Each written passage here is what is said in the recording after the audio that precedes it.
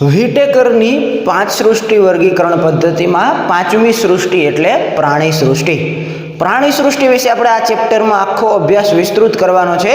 તો સૌથી પ્રથમ તો આપણે પ્રાણી સૃષ્ટિનું વર્ગીકરણ કેવી રીતે કરી શકીએ એની ચર્ચા આપણે ગયા લેક્ચરમાં કરી કે ભાઈ પ્રાણી સૃષ્ટિનું જ્યારે વર્ગીકરણ કરવું હોય ત્યારે ઘણી બધી બાબતોનું ધ્યાન રાખવું જરૂરી છે.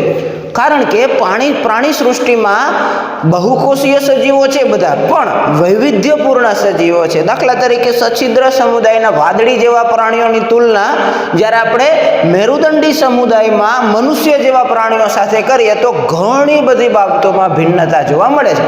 તો આટલી બધી વૈવિધ્યતા, અલગતા, ભિન્નતા છે તો એનું વર્ગીકરણ આપણે કેવી રીતે કરી શકીએ? તો કે એના માટે આપણે વર્ગીકરણના કેટલાક આધારો જે છે એ લઈ શકીએ. તો એમાંના બે આધારો આપણે ગયા લેક્ચરમાં ચર્ચા કરી. સૌથી પહેલા તો આપણે જોયું કે વર્ગીકરણ એના આયોજનના આધારે, દૈહિક આયોજનના આધારે કરી શકાય. દાખલા તરીકે કેટલાક સજીવો એવા છે કે જેમાં કોષ સ્તરીય આયોજન છે. દાખલા તરીકે સછિદ્ર સમુદાય આપણે જે છે એ ગયા લેક્ચરમાં જોયું હતું કે સછિદ્ર સમુદાયના પ્રાણીઓ બહુકોષીય તો છે, પણ એના દરેક કોષ સ્વતંત્ર રીતે કામ કરે છે. બધા એકબીજા સાથે કાર્યાત્મક દ્રષ્ટિએ સંકળાયેલા નથી, બધા પોતપોતાની રીતે કાર્ય કરે છે, એટલે એને કોષ સ્તરીય આયોજન કહેવાય. કોષ્ઠાંતરી સમુદાય, કંકતધરા સમુદાયના પ્રાણીઓ એ શું કરે છે? તો કે એ પેશી સ્તરીય આયોજન ધરાવે છે, એટલે કે કોષો ભેગા મળી અને પેશીની રચના કરે અને એ સાથે મળીને કાર્ય કરે છે. એનાથી આગળ જઈએ તો અંગ સ્તરીય આયોજન જોવા મળે, જેમાં પેશીઓમાંથી અંગોનું નિર્માણ થાય. એનાથી આગળ જઈએ તો અંગતંત્ર સ્તરીય આયોજન જોવા મળે, જેમાં અંગો ભેગા મળી અને અંગતંત્રોનું નિર્માણ કરે. તો આ રીતે જે છે એ આપણે આયોજનના સ્તરો જોયા હતા. એમાં પણ અંગતંત્રોમાં પણ વૈવિધ્યપૂર્ણ છે. આપણે બે એક્ઝામ્પલ લીધા હતા, એક પાચન તંત્રનું અને બીજું પરિવહન તંત્ર, રુધિરાભિસરણ તંત્ર. બધા જ તંત્રોમાં ક્યાંક ને ક્યાંક વૈવિધ્ય હશે, પણ આ બે તંત્રોના એક્ઝામ્પલ લીધા આપણે કે ભાઈ પાચન તંત્ર બે પ્રકારનું હોય, સંપૂર્ણ પાચન તંત્ર અને અપૂર્ણ પાચન તંત્ર. જેમાં મુખ ગુહા અને મળદ્વાર એક જ છેડે આવેલા હોય, દાખલા તરીકે પૃથુકૃમિ, તો એને અપૂર્ણ પાચન તંત્ર કહેવાય. જેમાં મુખ ગુહા એક છેડે હોય અને મળદ્વાર બીજા છેડે હોય તો એને સંપૂર્ણ પાચન તંત્ર કહેવાય. બરાબર? દાખલા તરીકે નુપુરક. તો આ રીતે જે છે એમાં પ્રકારો પડ્યા. પરિવહન તંત્રમાં પણ ખુલ્લું અને બંધ એવા પ્રકારો જે છે એ આપણે પડ્યા. બીજો મુદ્દો આપણે લીધો એનો દેખાવ, જેને આપણે કહીએ છીએ સમમિતિ. એના શરીરની સમમિતિ કેવી છે? તો કે 3 પ્રકારની પ્રાણીઓમાં જોવા મળે છે. એક છે અસમમિતિ, સછિદ્ર જેવા પ્રાણીઓમાં. અર્ય સમમિતિ, દાખલા તરીકે શૂળત્વચીમાં, કંકતધરામાં, કોષ્ઠાંતરીમાં. અને દ્વિપાર્શ્વ સમમિતિ, દાખલા તરીકે નુપુરક છે, મેરુદંડી છે, સંધિપાત છે વગેરે. બરાબર? તો એની ચર્ચા આપણે ગયા લેક્ચરમાં કરી હતી. હવે આપણે જે છે એ જોઈએ છે ત્રીજો વર્ગીકરણનો આધાર, એટલે કે ગર્ભસ્તરો. ગર્ભસ્તર શું છે પહેલા તો એ સમજી લઈએ. તો કોઈ પણ સજીવ, કોઈ પણ પ્રાણી જ્યારે જન્મ થાય એના પહેલા એ ગર્ભાવસ્થા ધારણ કરે છે. બરાબર? આપણને તમે બધા જાણો છો કે આપણે જે છે એ જન્મ થયા પહેલા માતાના ગર્ભાશયમાં એનો વિકાસ થાય તો એને કહેવાય ગર્ભાવસ્થા. હવે જ્યારે ગર્ભાવસ્થાનું નિર્માણ થતું હોય તો ત્યારે એ ગર્ભ તૈયાર થાય એમાં જુદા જુદા સ્તરીય ગોઠવણી થયેલી હોય. એમાં પ્રાણીઓમાં અલગ અલગ પ્રકારના પ્રાણીઓમાં અલગ અલગ સ્તરીય ગોઠવણી થયેલી હોય. દાખલા તરીકે કેટલાક પ્રાણીઓમાં આ જે રચના છે ગર્ભની એને કહેવામાં આવે છે દ્વિગર્ભ સ્તરીય ગોઠવણી. જ્યારે અન્ય પ્રાણીઓમાં જે છે એ ત્રિગર્ભ સ્તરીય ગોઠવણી જોવા મળે છે. દ્વિગર્ભ સ્તરીય ગોઠવણી કોને કહેવાય? તો કે જેમાં ફક્ત બાહ્ય ગર્ભસ્તર અને અંતઃગર્ભ સ્તર આ બે જ આવેલા હોય. બરાબર? જેમાં બાહ્ય ગર્ભસ્તર અને અંતઃગર્ભસ્તર બે જ ગર્ભસ્તરો આવેલા હોય. જેના ગર્ભીય અવસ્થામાં, જે પ્રાણીઓના ગર્ભીય અવસ્થામાં બે જ સ્તરો આવેલા હોય, બાહ્ય ગર્ભસ્તર અને અંતઃગર્ભસ્તર, તો એને કહેવામાં આવે છે દ્વિગર્ભ સ્તરીય આયોજન. બરાબર? બે જ ગર્ભસ્તરો છે, કાં તો બાહ્ય છે અથવા તો અંતઃગર્ભસ્તર જે છે એ જોવા મળે છે. કેટલાક પ્રાણીઓ એવા છે કે જેના ગર્ભસ્તરોમાં 3 ગર્ભસ્તર જોવા મળે છે. એક બાહ્ય ગર્ભસ્તર છે, બીજું અંતઃગર્ભસ્તર છે અને એ બંને વચ્ચે મધ્ય ગર્ભસ્તર જોવા મળે છે. બરાબર, તો એને કહેવામાં આવે છે ત્રિગર્ભસ્તરીય પ્રાણીઓ. દાખલા તરીકે નુપુરક છે, સંધિપાદ છે, વગેરે વગેરે. બરાબર, જેમાં 3 ગર્ભસ્તરો છે, બાહ્ય ગર્ભસ્તર, મધ્ય ગર્ભસ્તર અને અંતઃગર્ભસ્તર. તો એને ત્રિગર્ભસ્તરીય પ્રાણીઓ કહેવાય. દ્વિગર્ભસ્તરીય પ્રાણીઓમાં બાહ્ય અને અંતઃ બે જ ગર્ભસ્તરો છે. વચ્ચે જે ગર્ભસ્તર આવવું જોઈએ ખરેખર મધ્ય ગર્ભસ્તર, એ ખાલી છે અને એ ભાગ શ્લેષ્મમાંથી ભરેલો છે, જેને કહેવામાં આવે છે મધ્ય શ્લેષ્મ સ્તર. બરાબર, મધ્ય ગર્ભસ્તર નથી પણ મધ્ય શ્લેષ્મ સ્તર છે. દ્વિગર્ભસ્તરીય આયોજનમાં મધ્ય ભાગ બાહ્ય અને અંતઃગર્ભસ્તરોની વચ્ચેનો ભાગ શ્લેષ્મમાંથી ભરેલો છે, એને કહેવામાં આવે છે મધ્ય શ્લેષ્મ સ્તર. બરાબર, તો આ રીતે બે પ્રકારનું ગર્ભસ્તરીય આયોજન પ્રાણીઓમાં જોવા મળે છે. દ્વિગર્ભસ્તરીય આયોજન અને ત્રિગર્ભસ્તરીય આયોજન. દ્વિગર્ભસ્તરીયમાં મધ્ય શ્લેષ્મ સ્તર આવેલું હોય, જ્યારે ત્રિગર્ભસ્તરીયમાં મધ્ય ગર્ભસ્તર આવેલું હોય. બાકી બાહ્ય ગર્ભસ્તર અને અંતઃગર્ભસ્તર બંને પ્રકારના પ્રાણીઓમાં જે છે એ જોવા મળે છે. બરાબર, તો આ રીતે એનું ગર્ભસ્તરના આધારે પણ આપણે આયોજન જે છે એ જોઈ શકીએ છીએ. આ એના ગર્ભની અવસ્થાઓ છે, ગર્ભની અંદર કેવી રીતની રચના જોવા મળે છે એના આધારે આપણે એનું વર્ગીકરણ કરી શકીએ. બરાબર, ત્યાર પછી ચોથો આધાર આપણે વર્ગીકરણનો લઈએ છીએ, એ છે દેહકોષ્ઠ. દેહકોષ્ઠ એટલે કે એના શરીરની અંદર, દેહ એટલે શરીર, કોષ્ઠ એટલે ખાલી જગ્યા, એના શરીરની અંદરના ભાગમાં આવેલી ખાલી જગ્યા. શરીરમાં ક્યાં ખાલી જગ્યા આવેલી હોય તો કે સામાન્ય રીતે ખાલી જગ્યા એવી હોય કે જે મધ્ય ગર્ભસ્તરની દિવાલ જે છે એ રચતી હોય. મધ્ય ગર્ભસ્તર અને અંતઃગર્ભસ્તર બંને વચ્ચે, અથવા તો શરીરની દિવાલ અને પાચન માર્ગ, આ બે વચ્ચે જો ખાલી જગ્યા આવેલી હોય તો એને કહેવામાં આવે છે દેહકોષ્ઠ. બરાબર, દેહકોષ્ઠ શું છે તો કે દેહકોષ્ઠ એટલે કે મધ્ય ગર્ભસ્તરની દિવાલ જેની જે ખાલી જગ્યાની રચના કરતી હોય એને કહેવામાં આવે છે દેહકોષ્ઠ. હવે કેટલાક પ્રાણીઓ એવા છે કે જેમાં આવો કોઈ દેહકોષ્ઠ જોવા મળતો નથી. દાખલા તરીકે પૃથુકૃમિ. બરાબર, પૃથુકૃમિ સમુદાયના પ્રાણીઓ એવા છે કે જેમાં કોઈ પણ પ્રકારનો દેહકોષ્ઠ જે છે એ જોવા મળતો નથી. એટલે કે બાહ્ય ગર્ભસ્તર, મધ્ય ગર્ભસ્તર અને તરત જ અંતઃગર્ભસ્તર શરૂ થઈ જાય તો એને કહેવામાં આવે છે અદેહકોષ્ઠી. અને આપણે શું કહીશું? અદેહકોષ્ઠી. કોઈ પણ પ્રકારનો દેહકોષ્ઠ, ખાલી જગ્યા જોવા મળતી નથી. કેટલાક પ્રાણીઓમાં મધ્ય ગર્ભસ્તરમાં નાની નાની પુટ્ટિકાઓની સમાન કોથળીઓની જેવી ખાલી જગ્યા આવેલી હોય, એને કહેવામાં આવે છે કૂટ દેહકોષ્ઠી. બરાબર, આ છે દેહકોષ્ઠ, ખાલી જગ્યા છે. આવા પ્રાણીઓને આપણે કહીશું કૂટ દેહકોષ્ઠી પ્રાણીઓ. એ કયા છે તો કે સૂત્રકૃમિ સમુદાયના પ્રાણીઓ જે છે એ કેવા છે? કૂટ દેહકોષ્ઠી પ્રાણીઓ છે. જ્યારે નુપુરકથી લઈ અને મેરુદંડી સુધીના બધા જ પ્રાણીઓમાં મધ્ય ગર્ભસ્તર અને અંતઃગર્ભસ્તરની અંદર પૂર્ણ પ્રકારે દેહકોષ્ઠ આવેલો છે. એ આખો દેહકોષ્ઠ છે સંપૂર્ણ ભાગમાં, એને કહેવામાં આવે છે દેહકોષ્ઠી પ્રાણીઓ. બરાબર, અને એની અંદર કોણ આવશે તો કે નુપુરકથી મેરુદંડી સુધીના બધા જ પ્રાણીઓ. એટલે કે નુપુરક આવશે, સંધિપાદ આવશે, સામી મેરુદંડી આવશે, સ્થૂળત્વચી આવશે, મૃદુકાય આવશે અને મેરુદંડી આવશે. બધા જ પ્રાણીઓ જે છે એ દેહકોષ્ઠ ધરાવે છે, એટલે એને દેહકોષ્ઠી પ્રાણીઓ કહેવાય. તો કહેવાનો મતલબ કે પ્રાણીઓમાં 3 પ્રકારના પ્રાણીઓ જે છે એ દેહકોષ્ઠના આધારે જોવા મળે છે. કેટલાક પ્રાણીઓમાં દેહકોષ્ઠ ગેરહાજર હોય છે, એવા પ્રાણીઓને અદેહકોષ્ઠી પ્રાણીઓ કહીએ. દાખલા તરીકે પૃથુકૃમિ, આપણે ઉદાહરણ પણ યાદ રાખતા જઈશું. કેટલાક પ્રાણીઓ એવા છે કે જેમાં દેહકોષ્ઠ છે પણ કેવો? પુટ્ટિકામય, મધ્ય ગર્ભસ્તરમાં આવેલી નાની નાની કોથળીઓની સમાન દેહકોષ્ઠ આવેલો હોય તો એને કહેવામાં આવે છે કૂટ દેહકોષ્ઠી. કૂટ એટલે કે આભાસી, ખરેખર આખો દેહકોષ્ઠ નથી પણ કૂટ આભાસી છે, નાની નાની છૂટો છવાયો છે એટલે આપણે એને કૂટ દેહકોષ્ઠી પ્રાણીઓ કહીએ છીએ. દાખલા તરીકે સૂત્રકૃમિ પ્રાણીઓ. જ્યારે અન્ય પ્રાણીઓમાં જે છે એ નુપુરકથી મેરુદંડી સુધીના પ્રાણીઓમાં દેહકોષ્ઠ જોવા મળે છે અને એ દેહકોષ્ઠ સંપૂર્ણ છે એટલે એને દેહકોષ્ઠી પ્રાણીઓ જે છે એ કહેવામાં આવે છે. મધ્ય ગર્ભસ્તરની દિવાલ બનાવતો દેહકોષ્ઠ જોવા મળે છે.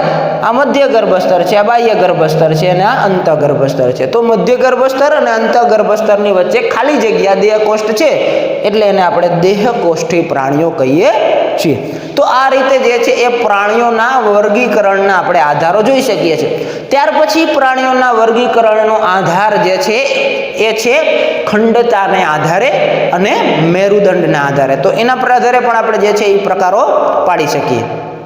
વર્ગીકરણનો ત્રીજો આધાર છે ખંડતા, પાંચમો આધાર છે. આપણે જે છે એ 4 આધારો વિશે ચર્ચા કરી, આ પાંચમો આધાર છે ખંડતા.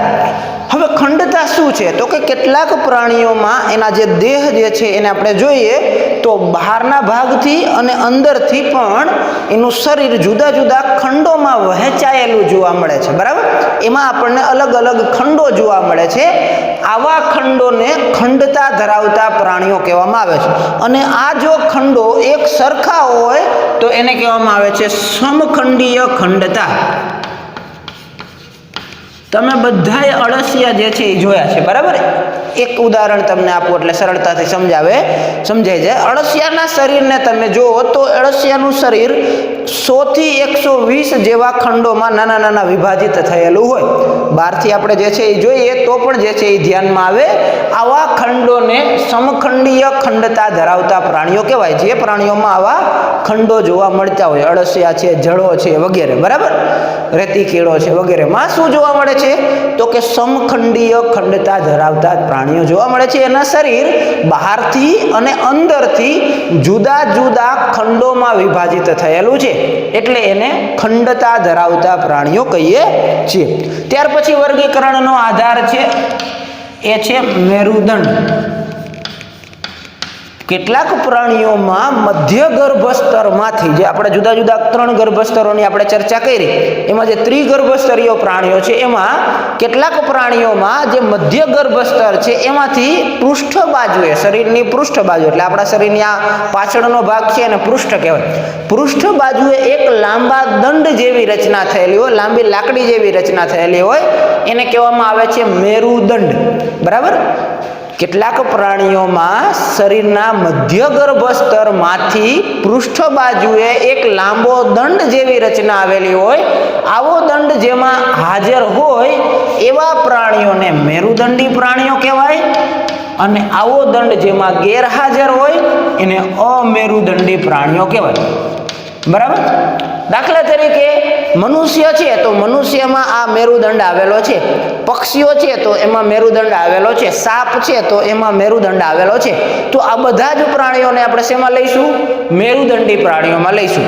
પણ સછિદ્ર સમુદાયથી લઈ અને સામી મેરુદંડી સુધીના, દાખલા તરીકે વીછી છે, અળસિયું છે, પછી રેતી કીડો છે, બરાબર, આ બધા જ પ્રાણીઓ, પૃથુકૃમિ છે, કરમિયા છે, આ બધા પ્રાણીઓમાં આવો કોઈ મેરુદંડ હાજર છે નહીં. તો એવા બધા પ્રાણીઓને આપણે શેમાં મૂકીએ છીએ? અમેરુદંડી પ્રાણીઓમાં મૂકીએ છીએ. ક્લિયર? તો મેરુદંડ જો હાજર હશે તો મેરુદંડી પ્રાણીઓ અને મેરુદંડ ગેરહાજર હશે તો અમેરુદંડી પ્રાણીઓ. મેરુદંડ શું છે? તો કે મધ્ય ગર્ભસ્તરમાંથી ઉત્પન્ન થતી દંડ જેવી રચના, લાંબી દંડ જેવી, જે ક્યાં આવેલી હોય? ખાસ કરીને શરીરના પૃષ્ઠ ભાગમાં આવેલી હોય. આપણે અહીંયા કરોડ સ્તંભ છે ને એ આપણો મેરુદંડ કહેવાય. બરાબર, તો એને મેરુદંડ જે છે એ કહેવામાં આવે છે. અને એવા પ્રાણીઓને મેરુદંડી પ્રાણીઓ કહેવામાં આવે છે. તો આ રીતે પ્રાણીઓના વર્ગીકરણમાં અલગ અલગ પોઈન્ટ્સ જે છે એ આપણે ધ્યાનમાં લેવાના છે. બરાબર, હવે આપણે ઇન જનરલ જે છે એ બધા જ પોઈન્ટની એકથી સાથે ચર્ચા કરીએ તો આપણે આખું વર્ગીકરણ જે છે આપણે સમજી શકીએ. દાખલા તરીકે આપણે શરૂઆતમાં જ કીધું કે ભાઈ પ્રાણી સૃષ્ટિ બધા જ પ્રાણીઓ કેવા છે? તો કે બહુકોષીય છે. બરાબર, એક કોષીય પ્રાણીઓ છે નહીં, બરાબર. આપણે અલગ અલગ સૃષ્ટિમાં જોયું તો એમાં ક્યાંક ને ક્યાંક અપવાદ આવતો હતો, પણ પ્રાણી સૃષ્ટિમાં કાંઈ અપવાદ નથી. બધા જ પ્રાણીઓ કેવા છે? બહુકોષીય જોવા મળે છે. તો સૌથી પહેલા તો આયોજનના સ્તરોના આધારે આપણે એને બે પ્રકારમાં વર્ગીકરણ કરી શકીએ, બરાબર. એક છે કોષીય આયોજન અને બીજું આયોજન છે પેશી સ્તરીય આયોજન અથવા તો અંગ સ્તરીય આયોજન અથવા તો અંગતંત્ર સ્તરીય આયોજન, બરાબર. આપણે જે છે એ બે ભાગ પાડી શકીએ: પેશી સ્તરીય આયોજન, અંગ સ્તરીય આયોજન અથવા તો અંગતંત્ર સ્તરીય આયોજન જોવા મળે છે, બરાબર. એ પણ પેટા ત્રણ પ્રકાર આપણને ધ્યાનમાં આવે. ત્યાર પછી જે કે કોષીય સ્તરીય આયોજન ધરાવતા પ્રાણીઓ હોય તો એ કયા છે? તો કે આપણે શરૂઆતમાં ચર્ચા કરી હતી કે સછિદ્ર સમુદાયના પ્રાણીઓ જે છે એ કેવું આયોજન ધરાવે છે? કોષીય સ્તરીય આયોજન ધરાવે છે, કોષ સ્તરીય આયોજન ધરાવે છે. બીજો આપણે મુદ્દો લીધો તો સમમિતિના આધારે. તો સમમિતિના આધારે ત્રણ પ્રકારો પાડી શકાય. એક છે અસમમિતિ ધરાવતા પ્રાણીઓ. હવે અસમમિતિ ક્યાં જોવા મળે છે? તો કે સછિદ્ર સમુદાયમાં જોવા મળે છે, બરાબર. બીજા છે અરીય સમમિતિ ધરાવતા પ્રાણીઓ અને ત્રીજા છે દ્વિપાર્શ્વ સમમિતિ ધરાવતા પ્રાણીઓ, બરાબર.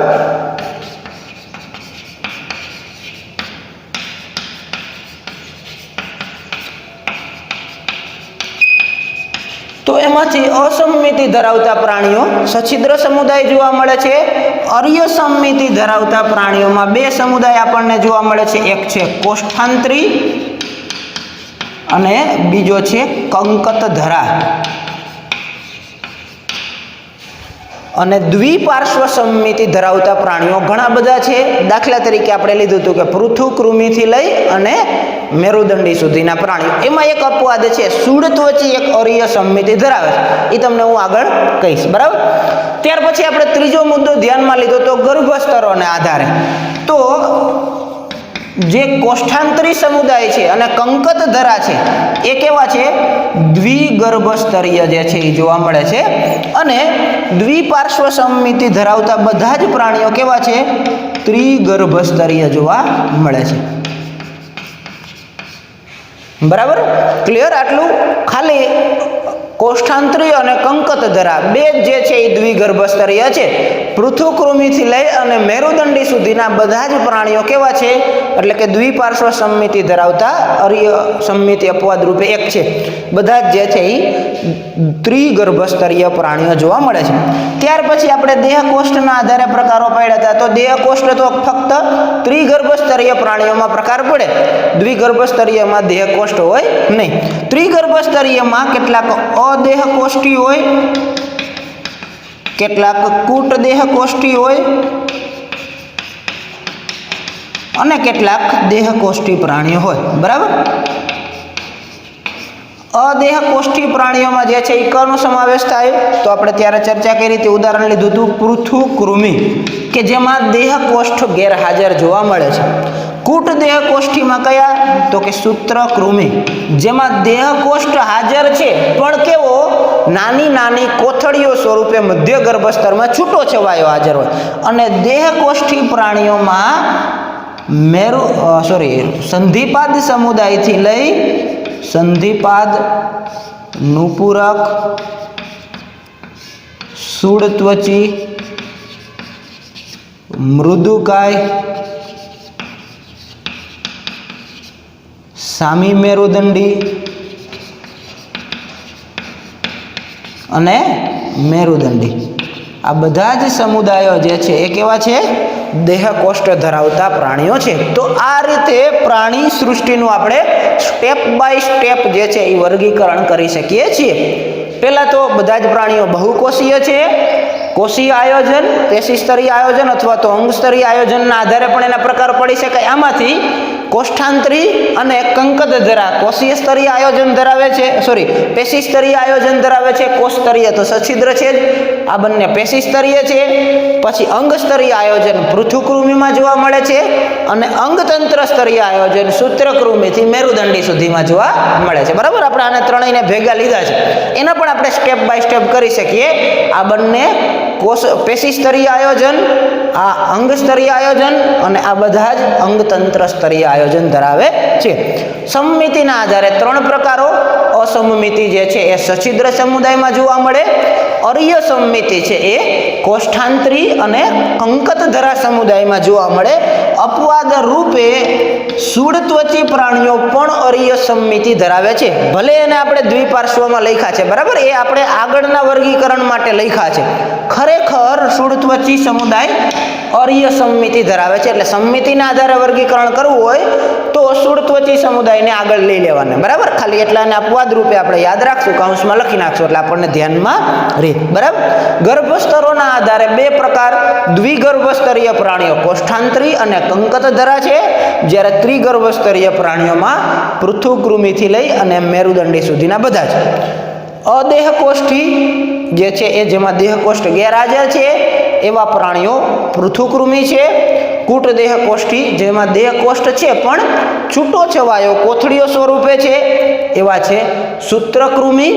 અને દેહકોષ્ઠી કે જેમાં સંપૂર્ણ દેહકોષ્ઠ હાજર છે એવા પ્રાણીઓમાં નુપુરક, સંધિપાદ, સુડત્વચી, મૃદુકાય, સામી મેરુદંડી અને મેરુદંડી બધા જ પ્રાણીઓ જે છે એ આવી જાય છે. છેલ્લા 2 પ્રકારો આધારો હતા એમાં સમખંડીય ખંડતા ધરાવતા ફક્ત નુપુરક સમુદાય છે અને મેરુદંડ ધરાવતા હોય એવા મેરુદંડી સમુદાય છે. બાકીના બધા જ અમેરુદંડી છે, બરાબર. તો આ રીતે ક્લિયર તમને સમજાઈ ગયું કે પ્રાણી સૃષ્ટિનું આપણે વર્ગીકરણ કરવું હોય તો આપણે સ્ટેપ બાય સ્ટેપ વસ્તુઓ જે છે એ જોતી જવી પડે. આ વર્ગીકરણનો ચાર્ટ બહુ અગત્યનો છે, પરીક્ષામાં આમાંથી પ્રશ્ન પૂછાતા હોય છે, એટલે તમે તમારી રીતે તૈયાર કરો. આ બધા જ સમુદાયો જે છે એના નામ આપણે યાદ રાખવાના છે. અત્યારે તમને બધા અલગ અલગ લાગશે, અઘરા લાગશે, પણ આપણે એના વિશે વિસ્તૃત વર્ણન જોવાનું છે, સછિદ્રથી મેરુદંડી સુધીના.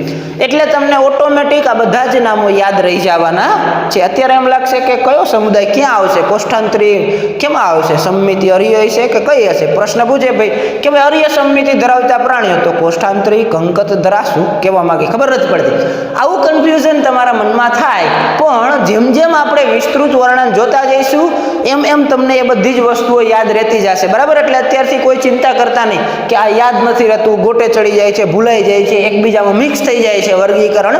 તો વર્ગીકરણનો ચાર્ટ અત્યારે સમજી લ્યો, એને ગોખવો નથી. અત્યારે હજી હું તમને ના પાડું છું, એને આપણે ગોખશું નહીં.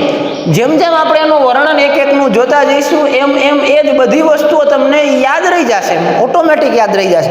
એટલે અત્યારે તમે વાંચો, યાદ રાખો, સમજો, સમજી લ્યો વર્ગીકરણનો ચાર્ટ, કેવી રીતે વર્ગીકરણ આપણે પાડ્યું છે એ જોઈ લ્યો.